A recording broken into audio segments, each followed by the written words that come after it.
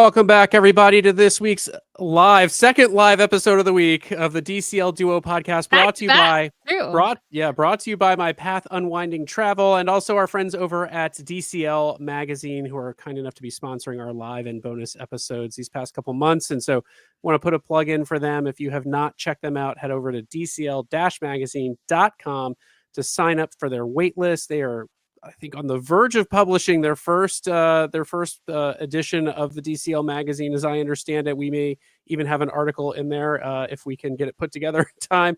And we're really looking forward to this magazine. High quality photos, high quality articles, really knowledgeable people. It's a great magazine. And if you head over right now, you can subscribe to WDW magazine, DLR magazine, buy some great stuff out of their shop. All at 10% off if you use code DCL Duo. So I'll have that on a banner at the bottom of the screen as well. Head over there, check them out, sign up. Let's make DCL Magazine a reality. So with that, we are super excited to welcome back a really fun guest. You may remember him from our Around the World ABD episode. Benji, I think we had you on more recently. I can't remember what we were talking about though. But welcome back. Vacation Club cruise. Yes, the DVC. Yes. So welcome back, Benji.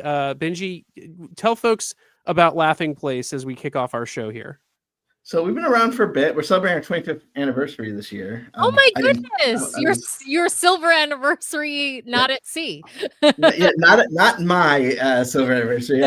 Founded by Doobie and Rebecca. I don't want people to think I've been there since the beginning because that would not be fair. But we cover the entire Walt Disney Company. From screens to parks to everything in between. And it's been a lot of fun. I was a fan for many years. I was a fan before when I was in high school. I was a fan when I was working for Disney. And then when I left, it's been an honor to join the crew here as we try and share, we kind of view it as we share the story of the Walt Disney Company and the people that work there. Nice. Yeah. Well, we love the site and we follow you on all kinds of social media. Always some great stuff coming out.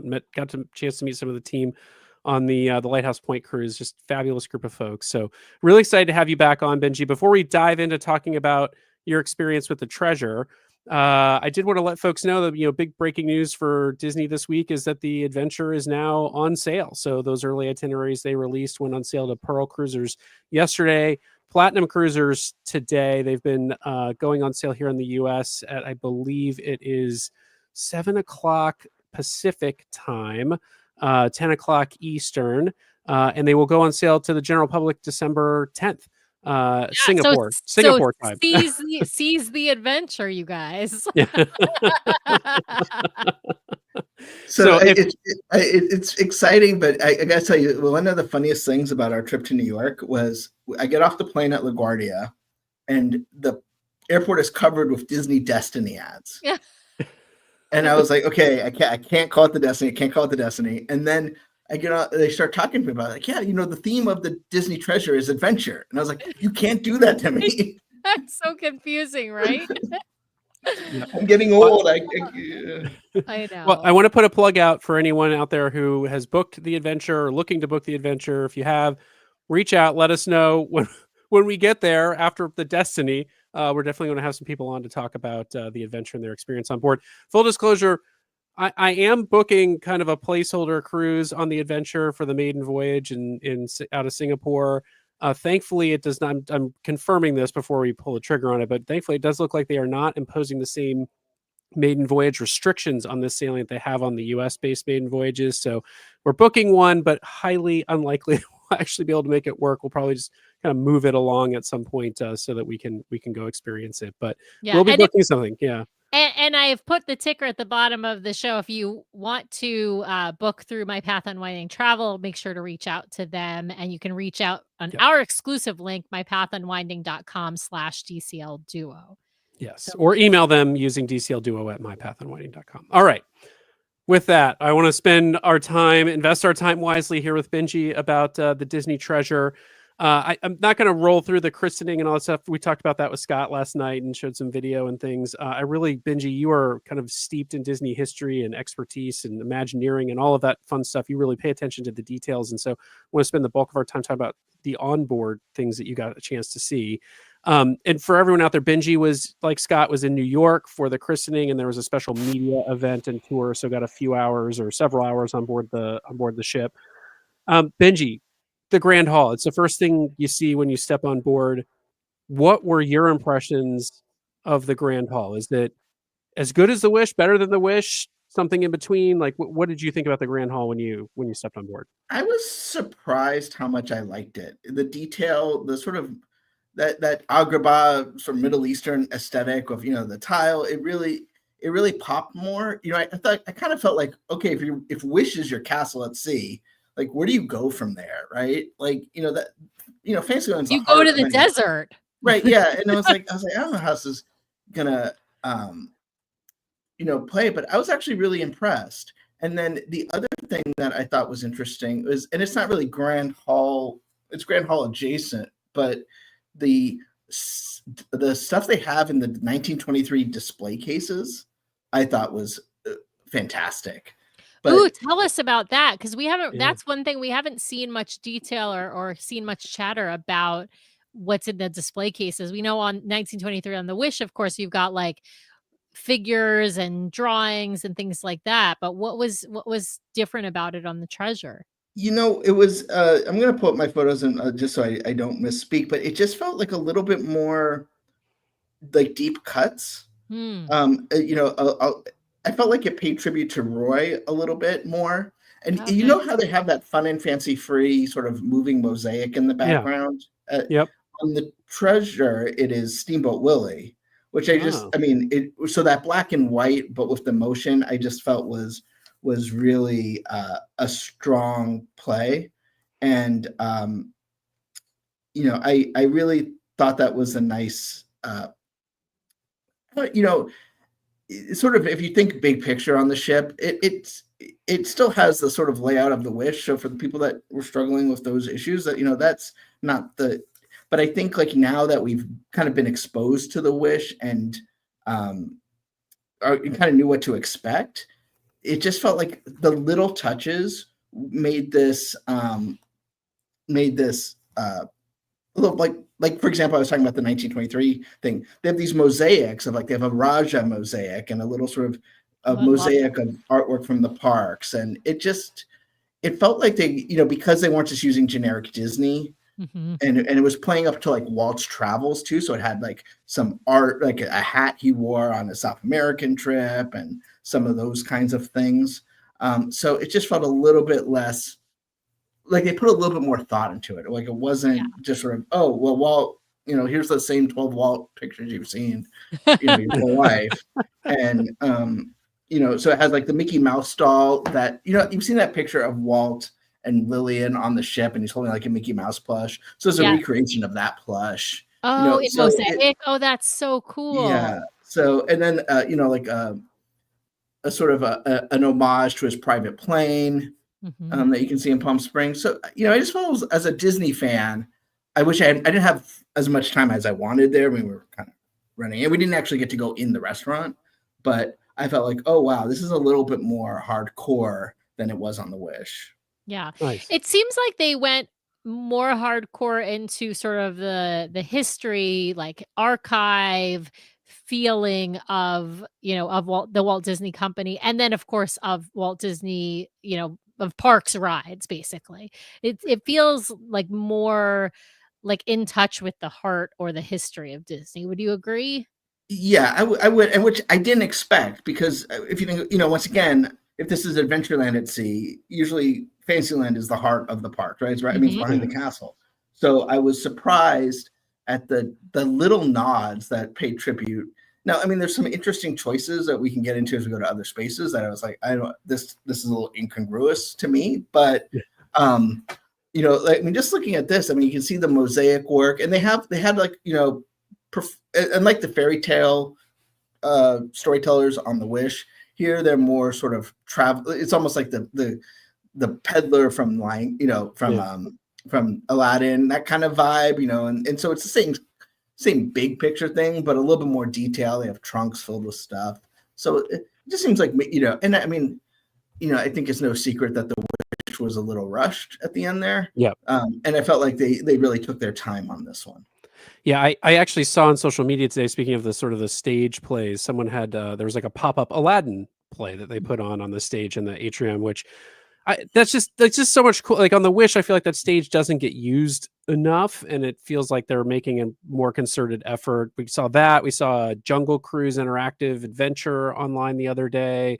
It feels like they're making more of an effort to use the space a little bit better. So I think Yeah, that's and I think that's great. they showed us a Peter Pan version. I mean, which my understanding was condensed, so I don't really want to judge it based on like the sort of rushed version they did. I think you can actually see it on our YouTube, but it definitely felt like they were actually using that stage as opposed to it just sort of they built a stage and didn't have anything to put there, which I felt like on the Wish sometimes that space just feels so empty because there's a huge stage and you can go a whole cruise and not see anything on it.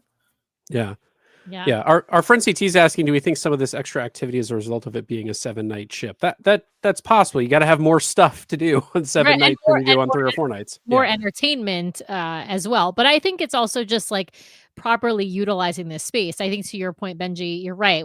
It was definitely the Wish was rushed. I bet that there were things that they had wanted or planned to do that then got scrapped. And then they realized, oh, it's a 3-4 night cruise. It's already jam packed. We don't really need to now put it on later. And so, but with the 7-night cruise, so it's sort of this balance of it's a 7-night cruise.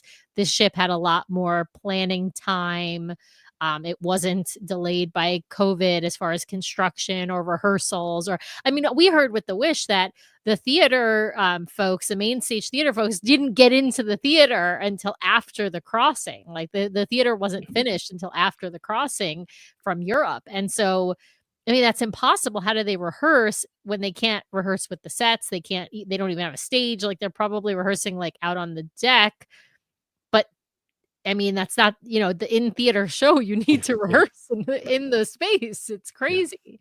So, Well, and like for example, I mean, you have the Haunted Mansion Parlor here, and I gotta say they were pushing this pretty hard to us, and I was like, and the Hyperspace Lounge is nice and fine, but I kind of felt, it's like Skyline Lounge with Star Wars, right?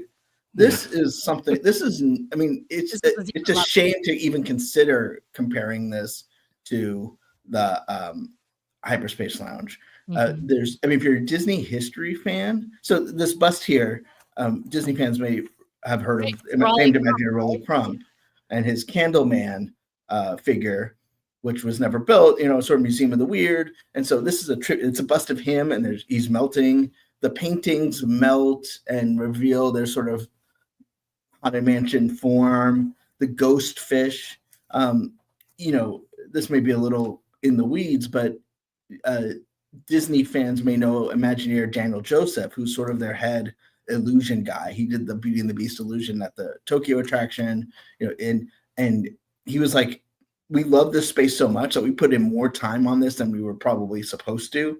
They didn't bill every hour that they worked on it, so to speak. So this is truly was the one thing where I was like, wow, this really exceeds my expectations. This is much, much, much more than the Hyperspace Lounge. To the point where it's like, Hyperspace Lounge was very busy at the beginning, and then kind of, people got used to it. This one may be a little bit of a harder ticket for a longer period of time. I mean, everything in here moves and changes and adjusts. It is not, it is the ghost fish in there, which which you can't see in there, but every little detail from the attraction, obviously even just like the chair and the wallpaper. I love the chair. Yeah, this is really a love letter. Madame Leota appears back here, as well as the ghost from the attraction. And then they have non-alcoholic sodas where if you put them upside down, they like illuminate and glow throughout them. Oh, we saw the sodas. We didn't see the glowing part. It's hard to capture on camera, and we weren't able to do it because we had to rush at it. Like, one of the publicists was like, "Oh, have you seen it?" And it was like, they're like, "You got to go." And I was like, trying to do it, but it's hard to it's on my list of when I get back on the ship next week to like capture it better. But so Scott told us.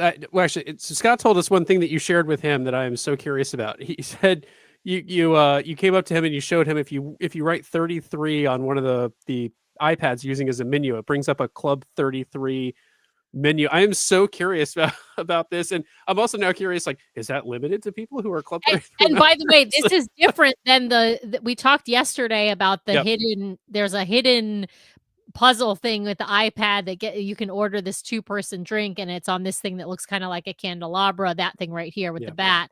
I think for everyone listening to this after the fact, again, head over to YouTube. You can see all these visuals, but yes. But anyway, we had heard about that, and I think, you had posted about that also on social media, but this 33 thing, Scott told us yesterday, but he told us you told us. So he told us this off the air. We didn't talk about this yesterday on the show. We wanted to save this for you to talk about, Benji, because this was something that you shared with him. But yeah, tell us about what's on there. And I think that part of it being a secret menu is we got to keep it a secret. Wait, Brian took the cat out of the bag. Well, I will splice this part out of the show that goes out to the podcast channel. So there you go. So only those. And then let me text Scott while I'm here, and I'll.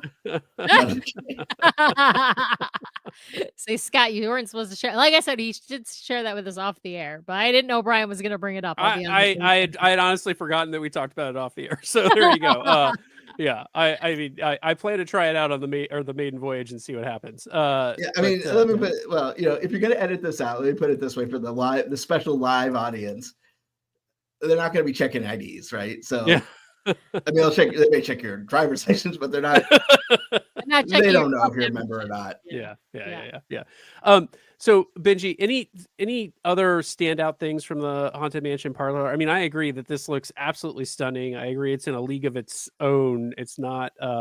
It is not a comparison over to Hyperspace. But maybe one question that came up last night that I'd be curious to get your thoughts on. Destiny, right, Brian? Well, no, not about the Destiny. About the Hyperspace Lounge. Someone asked us, like, do we think that given how much they've invested in this space, that it might cause Disney to, go back? It seems like there's a ton of excitement about it, to go back and maybe make some adjustments to Hyperspace Lounge, which I don't think is generating a ton of revenue for them. I don't think a lot of people really go into that space on the Wish. It's a good question. I don't know. I mean, this in my opinion, without obviously looking at it, but this costs a significant amount more than a Hyperspace Lounge.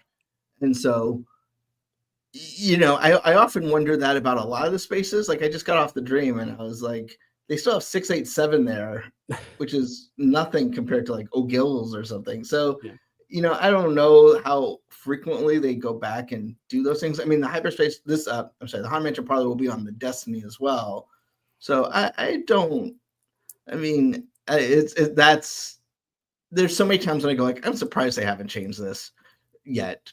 So if I was, running Cruise Line, probably, but that I don't run Cruise Line. Yeah.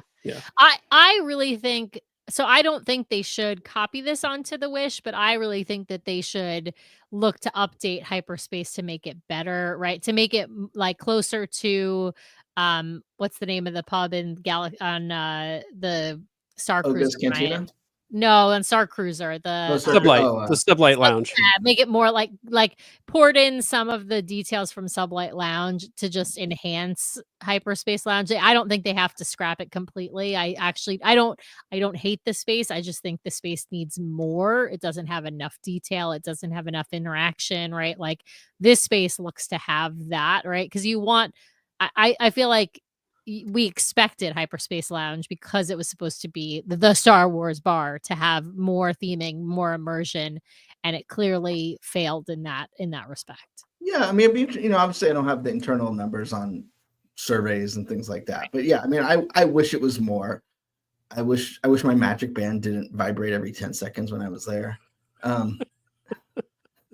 I so agree with, like, I love that I can use a Magic Band on the ship, although I will say, dear Disney, please send someone on Virgin Voyages and see the band that they're using, which is much smaller, much lighter weight, much less unassuming.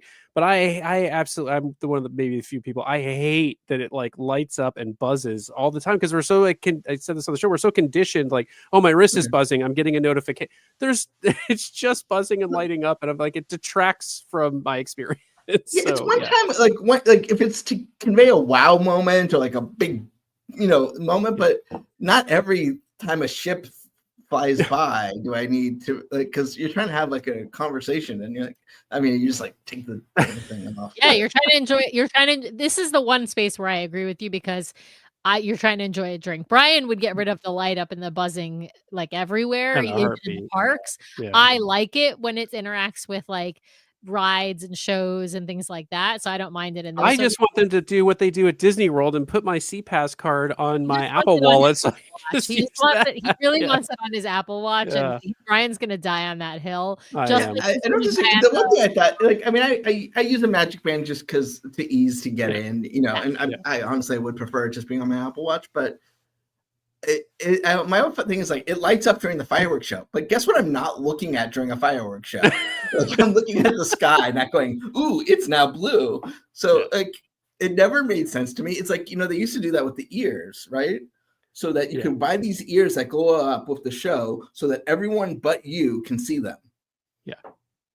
And you're like, this makes no sense because I paid for it, yet I don't enjoy it. Like, you should give it to your friend who's like 10 feet ahead of you and be like, "Oh, that's pretty." Yeah, I love that. For sure. All right, I want to move on to another bar space on board, one that I have said and repeat. I'm personally excited for because I think it's such a great thing that Disney's moving, you know, did something different than the sort of O'Gill's Irish pub thing, which is Periscope Pub. Speaking of 687, 718. I didn't notice that before. Yeah. Is that's the whole number, right? Is that the whole number? Yeah. So Benji, what did you think of the decision around Periscope Pub and, you know, first impressions? I said all along, if they're going to do this, they got to kill it. They got to hit it out of the park. And I don't know, from what I've seen, I think they may have. And I'm so curious what your impressions were. Yeah, I really liked it. It was impressive. There's a lot of detail, especially if you're a 20K fan. You know, the only challenge is that like we went to this right after Haunted Mansion Parlor. So, you know, like, but you know, I thought there's a lot of neat detail. You know, for example, like that is there's details about the ship's construction, like where it went to the crossing. I don't have all my sort of Easter eggs committed in memory, but there's a lot of neat detail in here. I thought this was a really nice space. You know, I think one of the challenges the Wish has, which is not going to be fixed by the space though, is just room to do the activities that they typically do in these types of spaces. You know, it's gonna feel tight in all these spaces, honestly. But I really liked it. It was a nice balance between it had IP. You know, but it's not like you could go in here and not like Haunted Mansion Parlor. If you go in that, never being a Haunted Mansion Parlor, it's still impressive, but you're gonna have no idea what you're looking at. Whereas here, you've never need to see 20,000 Leagues Under the Sea to really appreciate this space. Right. But obviously, if you've seen the film, it does help. I might have to rewatch it. I can't tell you when I watched that film, and I feel like it probably was well over 20 years ago. Let's put it that way. Yeah, I struggle with that one. So I know I'm supposed to love it as a Disney fan, but I don't remember. I don't remember the movie. I remember the ride. I remember going on the ride, and that's the part that I do remember the ride as well. Actually, I remember the ride before it got rethemed to Finding Nemo. Right? Yeah, exactly. Yeah. So actually, not to be that guy, but the Florida one was themed to 20,000 Leagues Under the Sea. The Disneyland version was not. It wasn't. Oh, interesting. Yeah. Okay, gotcha. That's how I got to ride it. Sam, because we went to Disney World when I was a kid. We did not go to Disneyland. I only went to Disney World I went to Disneyland once as a kid, but I only went a few times to Disney parks. But the several times I went was one time at Disneyland. The rest were at Disney World until I was an adult. Yeah, because in Florida they were Nautilus type, and then in California they're the yellows. Well, they were gray originally, and then they became yellow sort of submarines. Right. So Benji, talk to me a bit more about the ceiling aspect of it. We didn't get into this with Scott. Yeah, yesterday. so you can see here that there's like marine life that kind of goes over you. It's not a constant thing, and as the publicists will tell you, every time they would start talking about it, there would be none, and you'd be staring at it, and then you look away at it. So it's a light touch. I don't want to overplay it, but yeah, it kind of gives you. I think it's more just to give it energy. Yeah, and it's not like even like a Hyperspace Lounge, which is super kinetic. It's more of just a light touch, but I think it's good. If you have Haunted Mansion Parlor, which is definitely in your face in a good way, you know, this is a little bit more subdued, and a little bit more of a, you know, I would say more of a classical way of handling this kind of thing. Well, and to your point, you had mentioned about activities being done in this space. This is a prime spot, at least Keg and Compass on the Wish is a prime spot for adult trivia games And drawing. and And drawing, right? Yep. So it can't have like, you can't have trivia and drawing in the Haunted Mansion Parlor. Right. It's just not possible. It doesn't right now. It doesn't happen in Hyperspace Lounge either. And legit, you could. It would be distracting to have that whoosh that keeps happening every so often. But like, you could have it in Hyperspace. There's no way you could have it in. I mean, even just the lighting doesn't work for it in Haunted Mansion Parlor. So it makes sense for this space to be a lighter touch, even though it's definitely themed out, but it's not. The sound and the lighting and things like that are a little bit more. I'm going to be curious how this holds up when those TV screens aren't displaying like Nautilus compasses, and instead they're displaying sports, the soccer game, the football game, the baseball, all of that. Because this is ultimately a sports pub. That's the sports bar on the ship. And so I will be interested to see like how does that juxtaposition really work? I also still find it, I remember the comments that came out initially and find it kind of hilarious. Like you can see here the ceiling is that you're under the sea, but if you just look to the left out the porthole, you're on a cruise ship above the ocean. So it's a tough balance to strike. It's a tough detail to sort of make work. But yeah, it'll be interesting to see how it holds up. And I think, you know, having been in the space, it's not trying to be immersive. It's not trying to be Haunted Mansion Parlor. It's not trying to be like an Oceaneers Club. It's just more there as it's evocative. It's not a super storytelling device. It's not like you're going to be transported. I mean, I know the press release will say that, but in reality, it's very Keg and Compassy in that kind of way. It's not a real big game changer. I like the space, but it's not, you know, something that would be like, you know, if I don't go in here, my cruise is not complete. I needed to bring up this comment from Wesley because this is I think goes to this comment that Scott kept saying, don't book a cruise because of blank. And he did say that about this space. But Wesley was saying he might book the cruise just for the Haunted Mansion Parlor. And I think that there will be people who are just such fans of Haunted Mansion Parlor that book this ship or book the Destiny because they want to be on a ship that has that space. They want to be in that immersive space. This one, I think, is a really nice nod, and like big, you know, 20,000 Leagues Under the Sea fans of Nautilus will like this, but it's might not be the reason they book the cruise. This should definitely not be a motive. I mean, no disrespect, it's not trying to be. Right. You know, it's sort of like saying, I want to book this cruise to go to, you know, I'm going to book the Treasure to go to Sarabi. Like, don't do that. Like, the Haunted Mansion Parlor is a little bit of I mean, as this, you know, I went into it thinking like, okay, I can go on the Haunted Mansion. Like, how is this little hallway like ever gonna like live up to the ride? I do the Haunted Mansion all the time. Like, what are you gonna do? But no, that is actually impressive. And I don't. Once again, I'm not telling people what to do, but yeah, I could see being like, oh yeah, I definitely want to do that ship so I can do the Haunted Mansion Parlor. But that's like one of the few spaces, you know, or unless you want to say, like, oh, I really want, you know, I'm a huge Moana fan. I want to see the Moana show, you know, things like that. But, you know, and like even this navigation skipper society. It's nice. It's fun. There's a lot of fun details. Don't book it to go here, you know. See, Sam is convinced that she wants this to turn into Trader Sam's at Sea, and I don't have the heart to tell you, Sam. It will never be that. I know, but I love Jungle Cruise. I love Trader Sam's. I love how the Trader Sam's bartenders and waiters are all, you know, flunked out skippers, and how I love the puns. And so I'm really looking forward to this space. I think it looks really beautiful. I love actually the carvings around that stage looking really incredible. I really want them to go full immersive, but I loved the Star Cruiser so much, and I feel like that's where my brain keeps going, which the Star Cruiser, for those who don't know, is like we did an episode on it a while back. it was a totally immersive Star Wars experience and it's completely different. It's not something that can be replicated on a ship, but I just want them to replicate like this, in one space. I want them to replicate that immersive experience. And I feel like this could be the way they could do it with the bartenders, right? Like that, but they're not going to. I know they're not going to. Yeah, they're not going to, but they did tell us they're going to have puns. They're going to have, and they're in the menu too. I mean, they've got the menus has some of the drinks from Trader Sam's. So, and if you look inside the vestibules, for lack of a better word, there's a lot of detail in those. On each side there, like here. I mean, obviously, there's different letters here. You obviously the paddles representing Disney World. The foliage represents Disneyland's Jungle Cruise. It's a recreation of that foliage.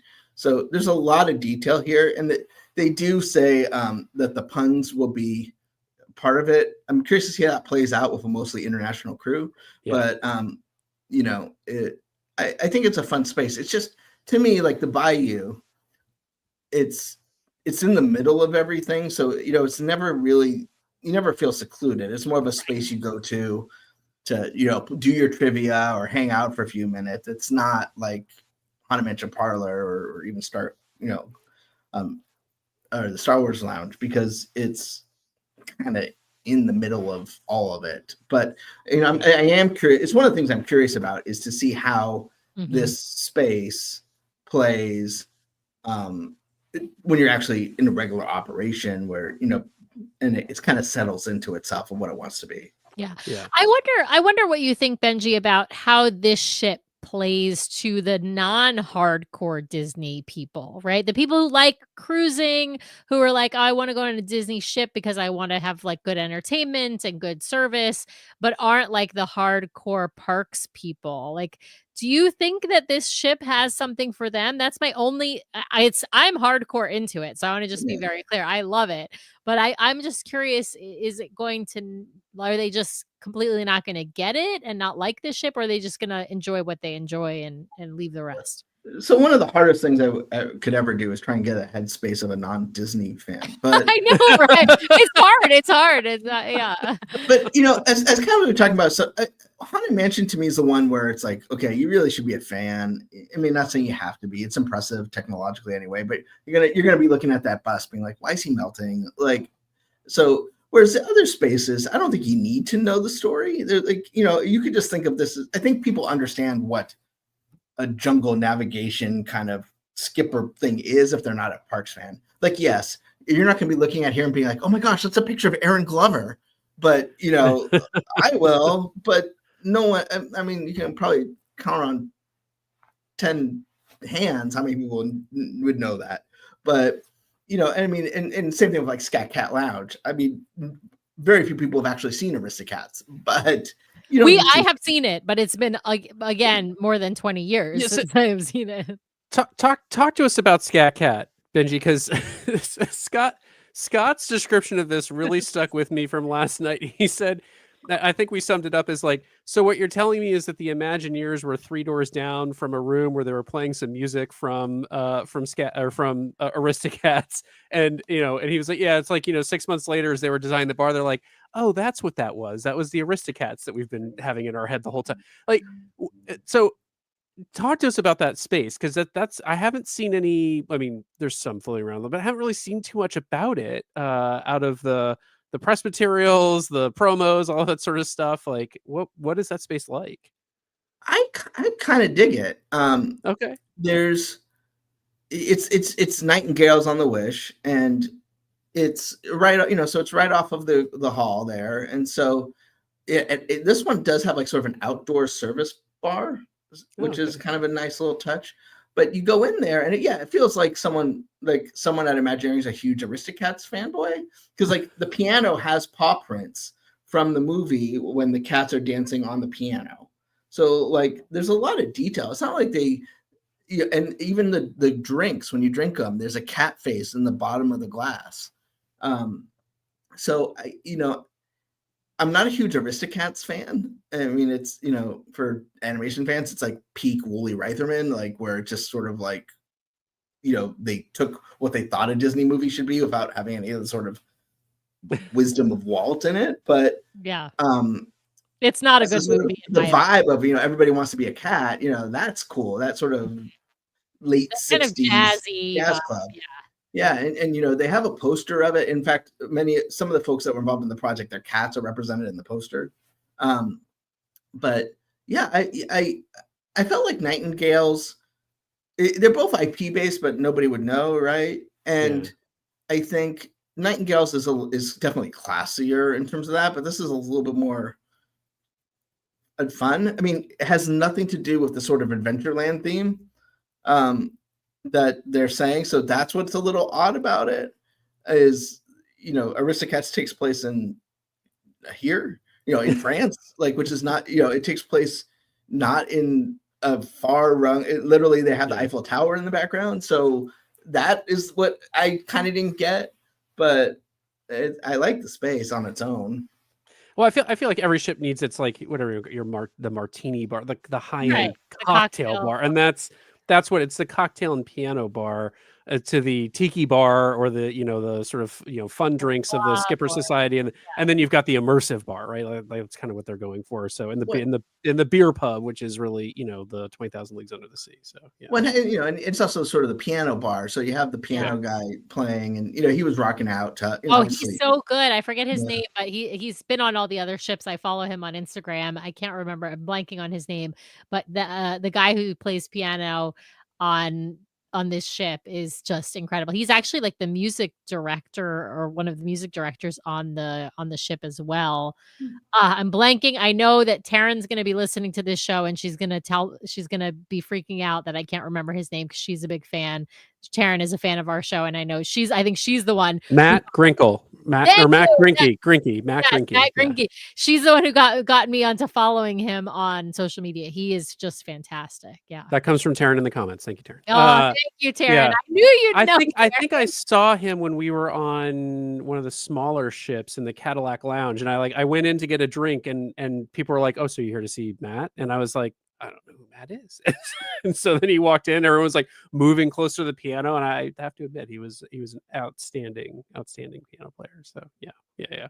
Well, good to hear that you liked the space, Benji, because I really am excited to try all of these bar spaces on the ship. So good to hear that was another one. Did you get a chance to sample this infamous $130 clarified bourbon drink that they're old fashioned they're going to be serving in that lounge? I didn't. Full disclosure, I don't drink, so so that's why I was really excited about the non-alcoholic options they have at most of these places now, where it's not just sort of Coke or a bubblegum smoothie. But I got to see them do the thing, which was cool with the smoke and all that. Smoked old fashioned. Yeah, that's always fun to watch. Yeah. Yeah. I'm curious. I wanna hear your take on which other spaces like the Scat Cat Lounge don't really fit with the theming, because that's one thing. Tower Suite. Yes. Okay, there we go. Nothing says the mystic world of Agrabah like Epcot. I mean, and it's lovely. I love the space, Figment everywhere, super. I mean, I'm a huge Epcot fan, but what? It's like they were saying, okay, it was like they were like, we're gonna make a Tomorrowland ship, right? And then they're like, oh no, we're not. We're gonna do Heroes and Villas. They're like, but we already designed this. Like, it makes no sense. And you literally walk in the door, and there's that sort of I want to say Herb Ryman classic Epcot concept art, and you're like, this I love this space, but it has nothing to do with anything else here. It feels like, you go to like the Bagheera Suite, and you're like, okay, this makes sense. Right. Epcot, not at all. Right. It feels like all the ships in this class have some of that problem happening between the stage shows and the Tower Suite, where it's like, that Tower Suite actually belongs over here, and this ship should be named that. Like, the treasure should be named the Adventure. The Adventure should be named something else. Yeah. I had this problem when I went on the Dream for the first time, because the closing night show on the classic ships was Disney Dream, and then I go on the Disney Dream and there's no Disney Dream. Right. And I'm going like, no, it's Believe. And I was like, God help me if they make a ship called the Disney Believe. Yeah. And I'll be all all you know, discombobulated, Benji. Absolutely. I'm with you. I think there are certain things that just, that fit, and there are certain things that don't fit. I want to ask you about Sarabi. We talked a little bit about this on the show last night with Scott, but we didn't get into it very much because we didn't have time. And so I wanted to get your take on Sarabi. It's the space that replaces Luna.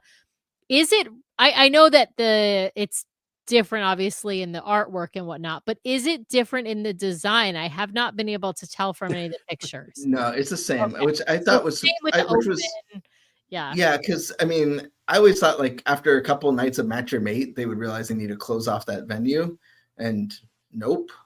So Yeah. I mean, it's beautiful. It has, it feels it feels exactly like you'd expect someplace called Sarabi to feel. But yeah, operationally, I'm still a little bit puzzled. Yeah. Yeah. I was hoping, but I honestly, as much as I was hoping, I figured that probably would be the case because the layout is the layout, and I would hope. I mean, they could have just sort of closed in the walls, right, or put up windows or something instead of leaving it open. But Without being an engineer or anything, I mean, I imagine it's a solvable problem with something. I mean, but it doesn't need to be structural. It could have been right, decorative, exactly, right? exactly. But Even like frosted windows or something. right, yeah. So I don't, I Well, don't and get the staircase problem they have with that venue, which is if you want to get a drink and you're down on the first floor, like you have to leave the venue sometimes to go upstairs. Yeah, it's just weird. Which is a shame because I think it's that type of venue is such a heart of what makes a all ages venue where you can have family activities is what Disney Cruise Line is supposed to be, and to have those operational issues in that kind of venue, it sort of breaks my heart because we talked when I did the vacation club cruise. It's like this place is impossible to do that kind of cruise where you have special activity because there's no venues, and for that kind of thing. And I didn't expect them to fix it. I mean, I would have been happily surprised, but hopefully, whatever the next era of these ships is going to be, well, they'll think a little bit more about how people are going to use the ship and not so much not only focus on the sort of entertainment immersive themed part of it. Well, I even on I the want to ask a question about, there's a small venue on the same floor that Luna is on that is sort of the karaoke venue. I can't remember the name of it on the Wish. I'm blanking. I haven't heard anything about it on the Treasure. Is it exactly the same on the Treasure? We did not go into that space, and because it's so forgettable on the Wish, I forgot that it existed on this ship. Well, so, I did too until it just came to me as we're talking about Sarabi. I was just thinking Tritons, right? Yeah. Also the name of a restaurant.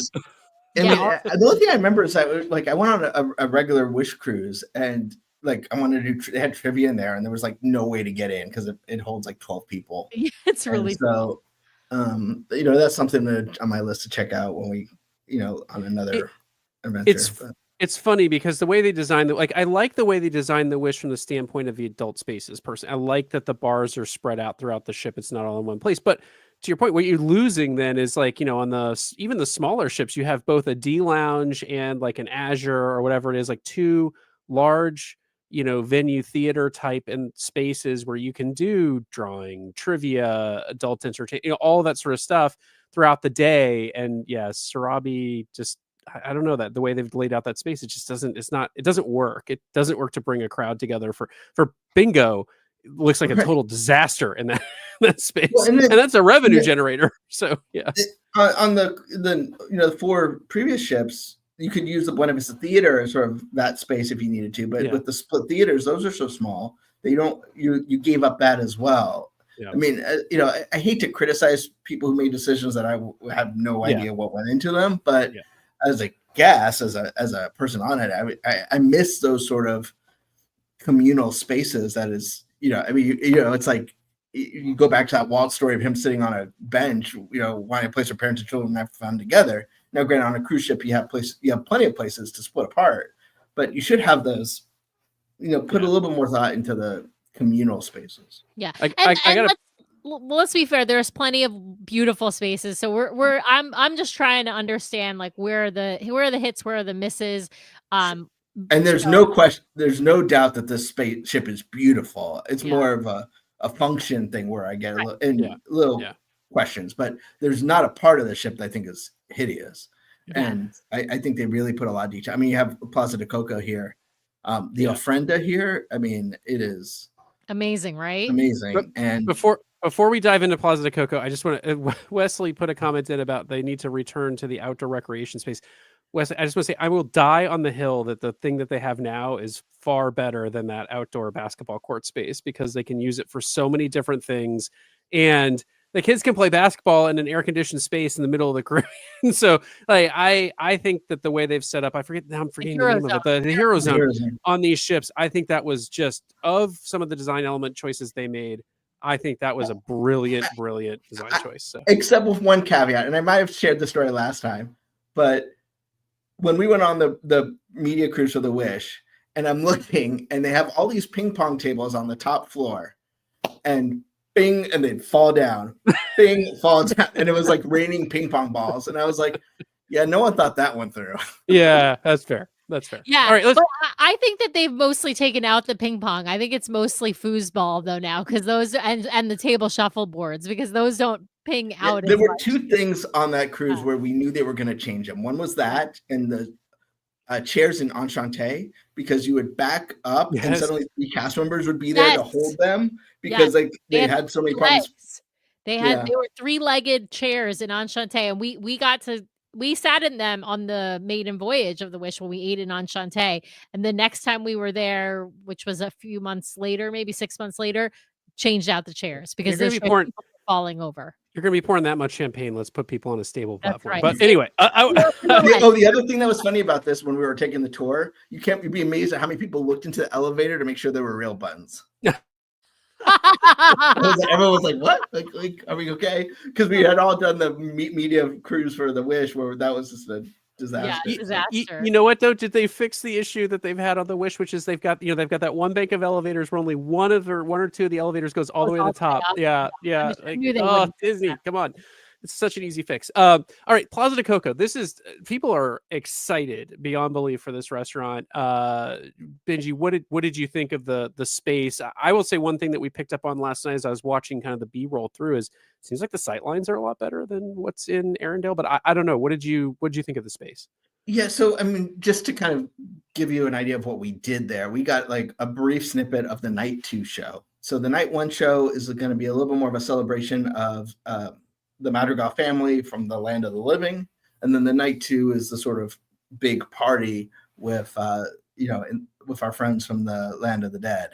And so it was, I felt like they did a better job of kind of focusing the energy in.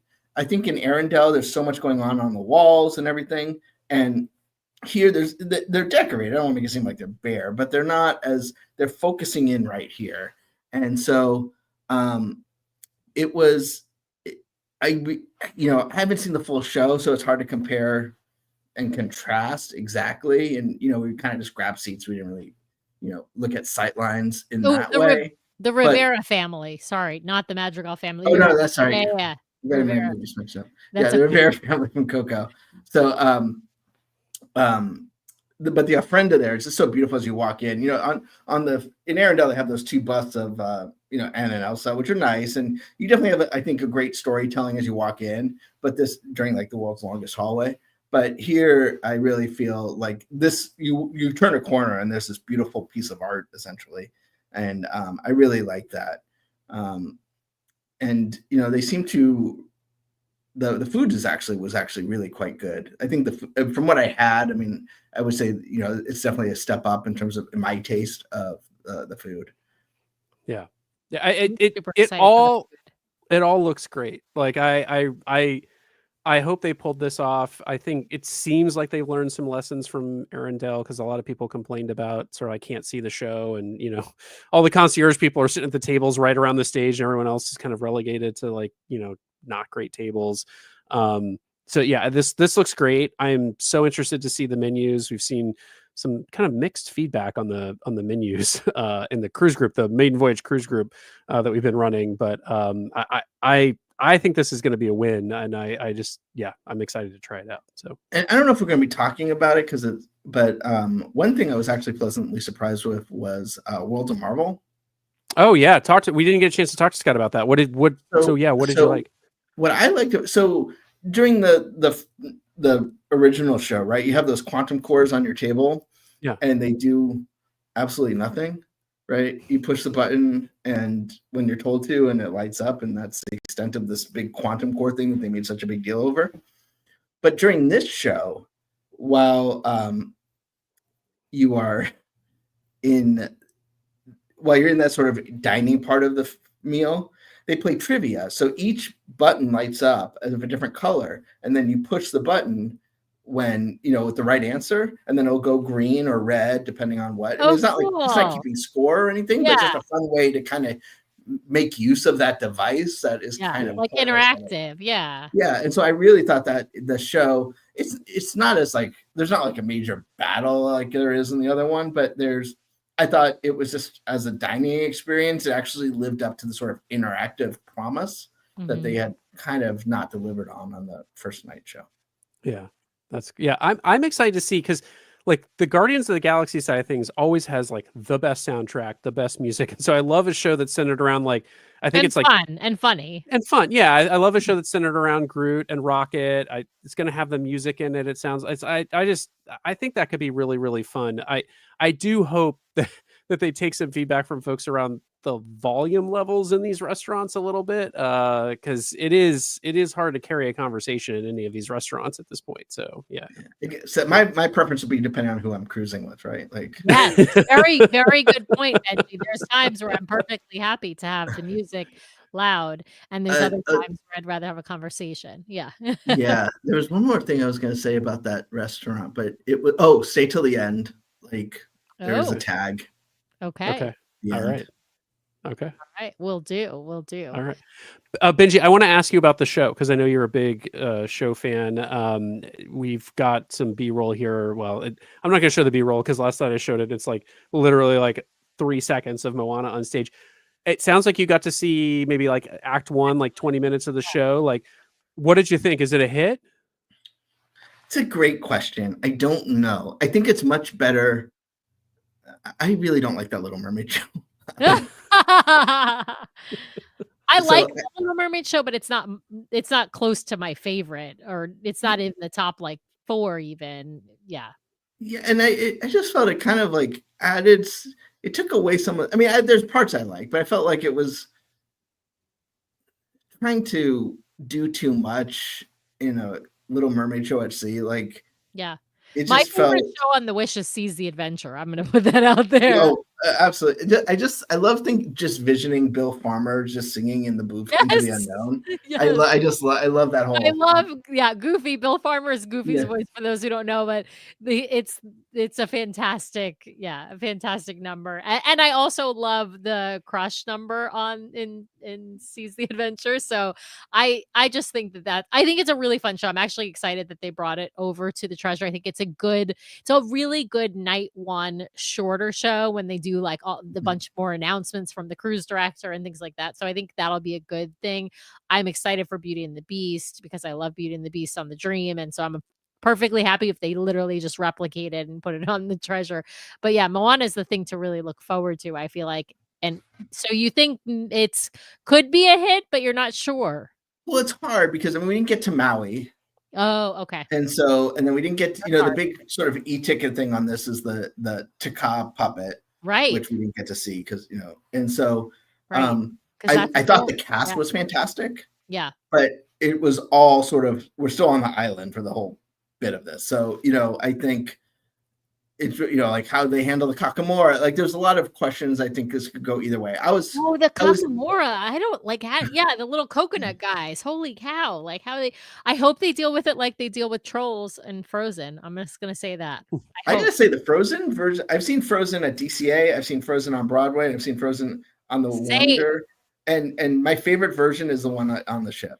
I 100% agree with you, Benji. I have said that several times on this show. The best version of Frozen is on Disney Cruise Line, the Fantasy or the Wonder. I actually like it a little bit better on the Fantasy just because you have more trolls because the cast is bigger. But it's not any different. It's just there's just more people on the stage, right? So it's fantastic. But yeah, I kind of feel like the way for those who haven't seen it, I'm not going to spoil it and tell you how they do the trolls in Frozen, but to me, that would be the way to do the Kakamora. I just don't know. Yeah, Linda's saying, I'm curious if they use the same Kakamora like in the Magic Happens parade. I don't remember what those look like. But yeah. Benji, what have we missed? What stood out for you that we just haven't even talked about? I really liked, I mean, this is sort of basic, but I like the staterooms, the hallways. Like, oh yeah, I just felt that the carpets, they're so odd, like design, like you can't watch TV if you're in the couch. Yeah. But like I thought like even just the carpet, I just felt was a little bit more thought through. I really liked every little detail here. That I just really thought it was. It caught me by surprise. I don't want to say I came in thinking I wasn't going to like it because I like the Wish, but I wasn't expecting to be blown away. And there's parts of this where I just went, this is really pretty. Like, this is just aesthetically pretty. I mean, we talked about how it doesn't all mesh up, but it, I was really surprised at how much I enjoyed it. First, I mean, I come from, like, I grew up going to Disneyland where Adventureland was just a nightmare. And so, like, because they had that big stump in the middle to get to, and you like Indiana Jones, and you just would always go through Frontierland. So, like, I don't have fond memories. It's a bottleneck. It's a bottleneck for sure. Yeah. And so, I mean, it's better now. They've made some changes, but it's like, I was really surprised at how much I like the ship in many ways, much more than the Wish. Mm-hmm. Now, it'll be interesting to see when I'm actually sailing on it, and you have to actually live in the space. Yeah. But I'm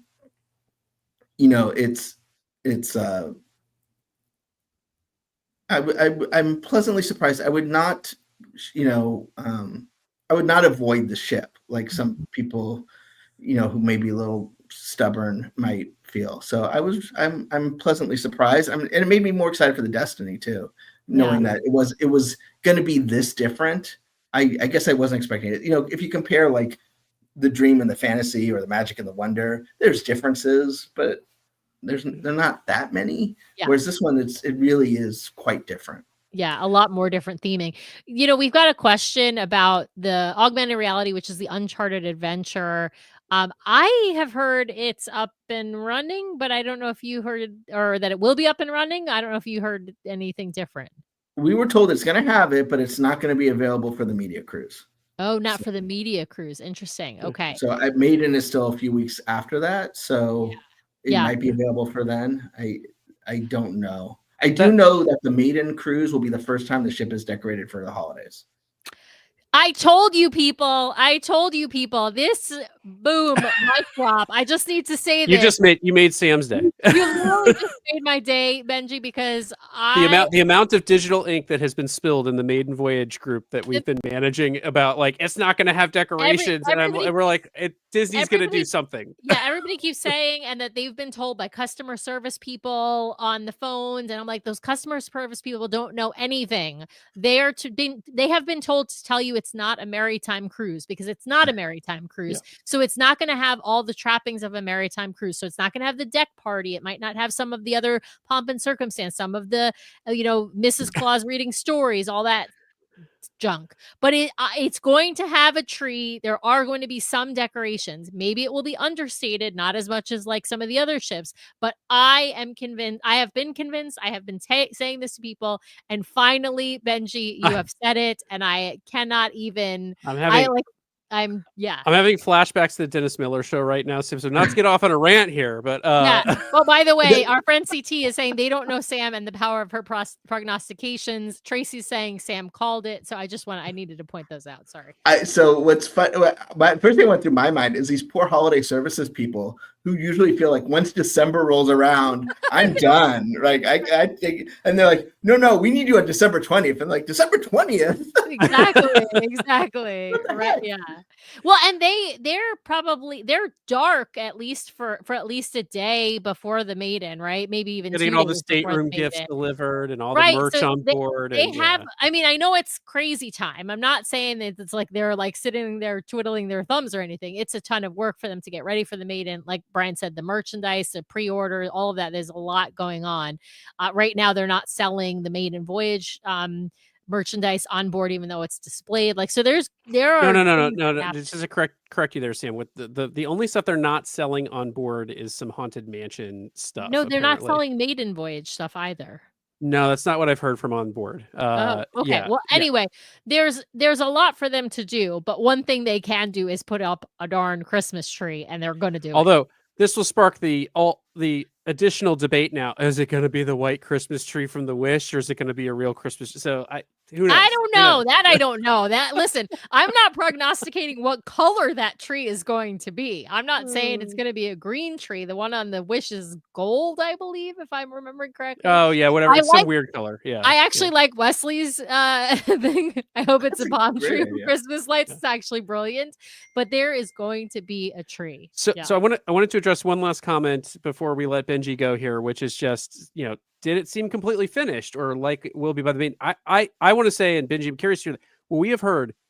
It's done. It was done before it ever got to New York. It was done before they even left, Germany. The ship was like, they brought entertainment staff on board to start rehearsals. So compared to the Wish, where we saw some pictures of like just bare steel girders for some spaces, this ship was done ahead of schedule. And so, like, aside from maybe some of the AR, VR stuff, but 99% of what is supposed to happen on board is going to happen on board. So kudos to Disney.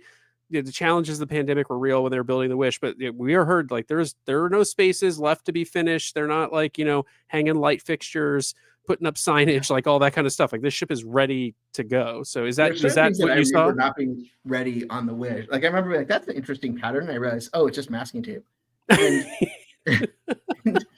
so there were certain signs where like there'd be the pole but no sign. I mean, which, I'm not trying to give them a hard time about it, but like I look for those things here. It's like, because we have to judge, like, is it fair for us to review it? Like for the Wish, we decided we can't judge this ship because it's not done. It's not finished. Yeah. And, and sure. I mean, you're right. Like things like Uncharted Adventure, and I'm sure, like maybe some of the stage shows still need to go through rehearsals and things like that. But and there's always going to be those last minute whoops, we didn't think that through bits, which happens on every project. And something operationally that once they're going, they realize they need to switch it, they need to change it, they need to adjust it, right? Like, and we understand that. Listen, we've got another sailing booked on the Treasure 5 months later. We've got a sailing in April, so we're gonna get a chance to compare the maiden voyage to a sailing when the thing should be smooth sailing at that point, right? And they're always tweaking it either. I mean, every time I did World of Marvel, it was different. It was so they have changed that, and they changed it later. Which is great that they listen to the feedback. So I'm not I don't begrudge them for changing anything, but I mean this was the first question that we asked in our sort of like pre-tour briefing was like, is it done?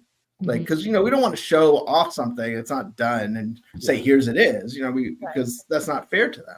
And like, no, this ship is done. Like this is there. We went to staterooms. There's been guest sailing on it. It is. You cannot compare the experience we're going to have on the Treasure to the one we had on the Wish by any stretch. Nice. We're going to see full 3 shows. We didn't get that on the Wish. I mean, it's running 7-night sailings for cast members right now, and they're getting the full experience. So yeah. And we saw she docked. It's interesting. She docked at Lookout Key this week, and I was immediately thinking, but there are no itineraries that take the Treasure to Lookout Key. I was so jealous when I saw folks on Instagram posting that she was at Lookout Key. I was like, oh, the new ship at the new island, like the best. Yeah. It was funny because we were on it. I booked it before I had any idea when the ship was sailing. I booked a vacation cruise on the Dream right before, and so I was like, oh, I'm gonna miss the christening of this, but it turns out I didn't. Yeah, but it was in Nassau when we were there. Oh, and funny. I was like, it'd be just a lot easier for me just to get on that ship and go to New York instead of running to the airport, flying, and then going to the christening. And and I truly appreciate we were able to be there, but it's been neat to kind of see it. And I would see crew members on the Dream that I knew, and I'd be like, oh, I didn't know you're on the Dream. I'm like, oh, I'm not. I'm on the Treasure. We just came over. Yeah. Like, oh, okay. Hi. Well, Benji, it's late. Actually, you on the West Coast or the East Coast right now? I don't even know where I'm on you the are. West Coast. Oh, okay. All right. Okay. We can go all night. No, I'm kidding. We won't keep you much any longer. We really appreciate you taking time. A couple of quick announcements here at the end of the show for folks. One is that our giveaway with WDW Magazine closes tonight at midnight. Midnight Pacific, by the way. So you have until midnight Pacific to email us your screenshots of your 5-star Apple Podcasts written review of us, a donation of at least $5 to Tunnel to Towers charity. We have, as Brian announced yesterday, we have met our match goal. So Tunnels to Towers is getting $3,000. They have it. They have $3,000 now. $3,000 regardless. So anything that you donate on top of that is just gravy for a fantastic charity. So please donate there. And even if you don't do it for the giveaway, they're a great organization. Yesterday was Giving Tuesday. And of course, it's the end of the year. And so it's a giving time of year. And if you haven't made your charitable donations, consider giving to them. It's a great charity that supports veteran families, first responder families, and Gold Star families. So fantastic charity. And really quickly, we will be back on Monday, back to our regular time slot. Sam, do you want to let folks know who our guests will be for Monday and what we'll be talking about? Yeah, so we'll be on at our regular time, which, unless I'm remembering incorrectly, is normally 5:30 Pacific, 8:30 Eastern. And we will have Carolyn. She is a travel agent with My Path Unwinding Travel, our show sponsor. And she's going to come on and talk about maritime sailing cruising. So this is the perfect time of year to talk about maritime sailings, what they tend to include, what are the offerings like, what are the deck, what does the deck party look like, what kinds of character interactions you can have, all the good stuff about maritime sailing. So come and watch us live, or of course you can watch us recorded after the fact. 5:30 Pacific, 8:30 Eastern, next Monday, December 9th. We will be live right here at our normal spot. And with that, Benji, once again, thank you so much. You've been such a great friend to our show. Love having you on. Love just trading messages with you about what you're seeing out in the world. So thank you so much for taking the time to come on and remind folks where they can find you. Yeah. Well, I mean, first of all, thank you so much for having me. It's fun to just talk Disney with fellow Disney fans. But yeah, we're at Laughing Place, laughingplace.com. We are getting ready to cover the Disney Treasure starting next week, and then right after that, we got Island Tower, and not to mention Mufasa and amazing Dream Productions and all sorts of things going on. So such good stuff coming out of Disney. I'm super excited to see all of it. Obviously we're going to be big covering Treasure, but we don't cover all the other stuff that you guys cover, and I will be definitely following along with all of that. Yeah. And you guys have got a lot of work coming up for you too, though. When we saw Josh at the christening, he's like, we're going to be doing a lot of these. And I was like, yes, you are. Yes, you are. I'm done remembering every detail about these ships. As much as I can pull out Morty the Magnificent out of my hat. Listen, that was an answer in 25th anniversary trivia. Morty the Magnificent was an answer to one of the trivia questions. Yeah. So. It's going to get much harder to keep these ships straight. We're getting up to 13. So. But exciting times. I'm going to make a little cheat sheet that I can pull out and be like, oh yeah, the Dream with the and what year and yeah. and need one of Villains those. You need one of Tonight. those cuffs Yeah. on your arm like a quarterback has. You'd be like, I'll, okay, let's. I'll just write notes on my arm, right? Like the cheat notes on like on the test. Anyway, Uh, Benji, thank you so much again for coming on our show. My pleasure. Enjoy Thanks, the media cruise. We'll be following along. We're very excited to see everything you guys are going to be posting on the socials and on the site.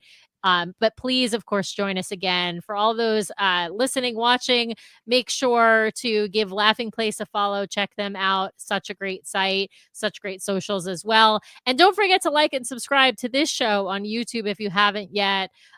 We, of course, hit our 1,000 subscribers. Super excited about that. But of course, we'd love to hit 2,000. Let's do it. Come on. next year. All right. Thanks, everybody. Have a good night.